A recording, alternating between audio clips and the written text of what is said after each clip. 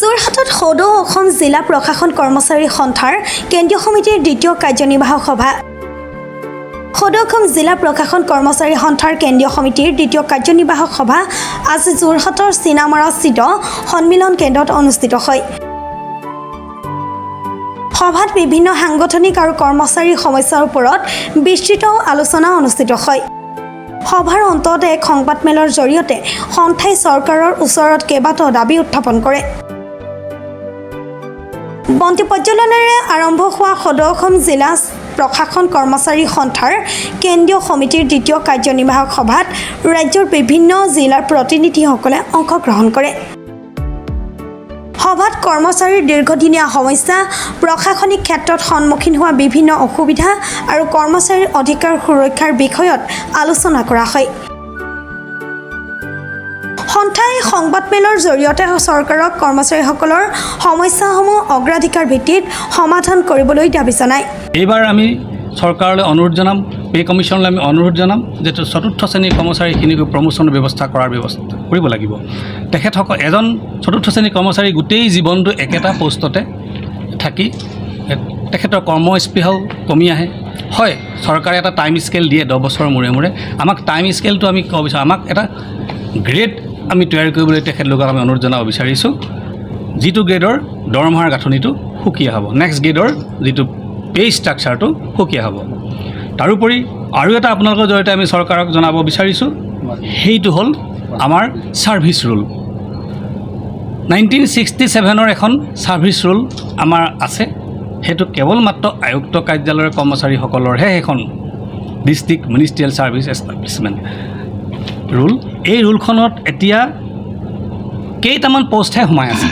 গতিকে আমি অসম চৰকাৰক আমি ইয়াৰ পৰাই প্ৰতিবেদন আমি ইয়াৰ পৰা অনুৰোধ কৰিছোঁ আপোনালোকৰ জৰিয়তে। আমি চৰকাৰক দৰখাস্তও দিম, চৰকাৰক আমি আমাৰ মেমৰেণ্ডামো দিম, যাতে এই পুৰণিকলীয়া যিখন ছাৰ্ভিচ ৰুল, সেই ছাৰ্ভিচ ৰুলখন মডিফাই কৰি আধুনিক যুগৰ লগত খাপ খাব পৰাকৈ এখন ছাৰ্ভিচ ৰুল তৈয়াৰ কৰিবৰ কাৰণে আমি গভৰ্ণমেণ্টক অনুৰোধ জনাবলৈ আজিৰ সভাই সিদ্ধান্ত গ্ৰহণ কৰিছে। আমি আপোনালোকৰ জৰিয়তে অসম চৰকাৰৰ সকলো বিভাগীয় যিসকল বিষয়া আছে, সাধাৰণ প্ৰশাসন বিভাগৰে হওক বা বিত্ত বিভাগৰে হওক, তেখেতসকলে আয়ুক্ত কাৰ্যালয়ৰ কামৰ গুৰুত্বৰ প্ৰতি লক্ষ্য ৰাখি আমাৰ কনষ্টিটিউশ্যনেল যিটো আমাৰ প্ৰাপ্য, সেই প্ৰাপ্যটো দিয়াৰ ক্ষেত্ৰত যেন তেওঁ অগ্ৰাধিকাৰ দিয়ে।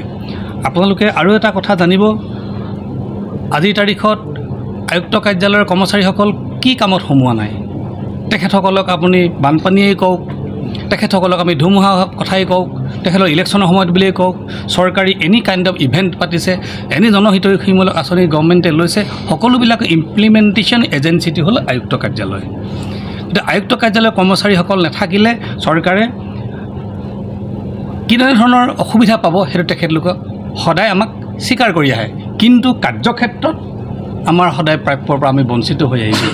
গতিকে আমি অনাগত যিখন আমাৰ অসম চৰকাৰে 8ম দৰমহা আয়োগ গঠন কৰি দিছে, এই দৰমহা আয়োগতে যাতে আমাৰ যিটো দৰমহা সম্পৰ্কীয় যিটো আখোৱা, সেই আখোৱাটো দূৰ হ'ব বুলি আমি সম্পূৰ্ণ আশাবাদী। আমাৰ পষ্ট গ্ৰেজুৱেশ্যন সন্দৰ্ভত আমাৰ কেৱল মাত্ৰ যে আমি জুনিয়ৰ এছিষ্টেণ্ট বা ছিনিয়ৰ এছিষ্টেণ্ট বা এইবিলাক পদত নাৰাখি আমাৰ কেইবাটা পষ্ট আছে, পদবী আছে, এইবিলাক ক্ৰিয়েশ্যন কৰাৰ বাবে আমি মাত মাতি আছোঁ। ইতিমধ্যে আমাৰ বৰ্তমান মুখ্যমন্ত্ৰী এখন চিঠি লিখি GAD মিনিষ্টাৰক দিছিলে যে এইবিলাক আকৌ মানে এই ডিমাণ্ডবিলাক ফুলফিল কৰাৰ বাবে বা ৰিজল্ভ কৰাৰ বাবে।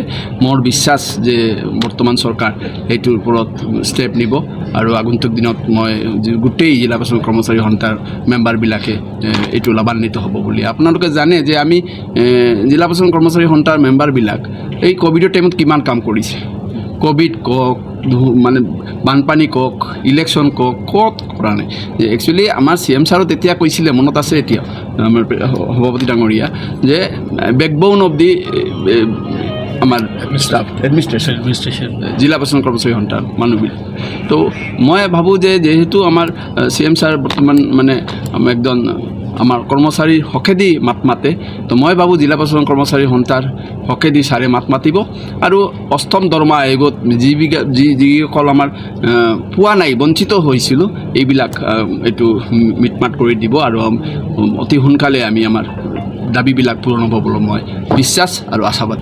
আমিও সদৌ অসম জিলা প্ৰশাসন কৰ্মচাৰীক অনুৰোধ জনাইছোঁ, আমাৰো কিছুমান অলপ সৰু সুৰা কিছুমান বিষয়বস্তু আছে য'ত আমাৰ মুখ্যমন্ত্ৰী হস্তক্ষেপ লাগে। মুখ্যমন্ত্ৰী ইমান ভাল কাম কৰিছে কৰক, কিন্তু আমাৰ পিনেও যেন আমাৰ সুদৃষ্টি চাই মাননীয় মুখ্যমন্ত্ৰী মহোদয়ে এই কথাটো আমি অনুৰোধ কৰিছোঁ ইয়াৰ জৰিয়তে। যোৰহাটৰ পৰা বিঘি নেওগৰ ৰিপৰ্ট প্ৰাতঃ টাইম ডিজিটেল। শদিয়াৰ পৰা ধুবুৰীলৈ, বৰাকৰ পৰা ব্ৰহ্মপুত্ৰলৈ সকলোৰে মাজত চিনাকি এটা নাম প্ৰাতঃ টাইম। থলুৱা ভাষা, কৃষ্টি আৰু সত্য বাতৰিৰ আধাৰত প্ৰতিষ্ঠিত খবৰ প্ৰাতঃ টাইমৰ প্ৰতিটো বা বাতৰি পুংখানুপুংখভাৱে চাবলৈ Facebook, YouTube, website, Twitter, Instagram আৰু ব্লগাৰ পেজত লাইক আৰু ফ'ল' কৰক।